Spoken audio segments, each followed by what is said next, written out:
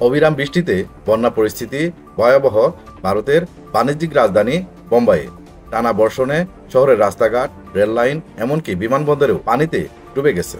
ফলে ট্রেন চলাচল ব্যাহত হচ্ছে এবং বিমান ওঠানামায় সৃষ্টি হয়েছে মারাত্মক বিঘ্ন।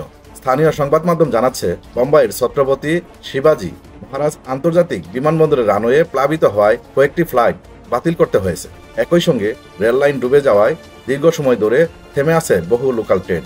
ফলে সাধারণ মানুষের দুর্ভোগ চরমে পৌঁছেছে। প্রবল বর্ষণ ও জলাবদ্ধতার কারণে রাস্তাঘাটেও যানজট তৈরি হয়েছে। জরুরি পরিষেবাগুলো মারাত্মকভাবে বিঘ্নিত হচ্ছে।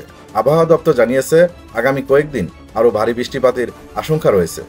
বিশেষজ্ঞদের মতে, শহরের দুর্বল ড্রেনেজ ব্যবস্থা ও অনিয়ন্ত্রিত নগরায়ন বোম্বাইকে প্রতি বর্ষায় জলাবদ্ধতার শিকার করছে।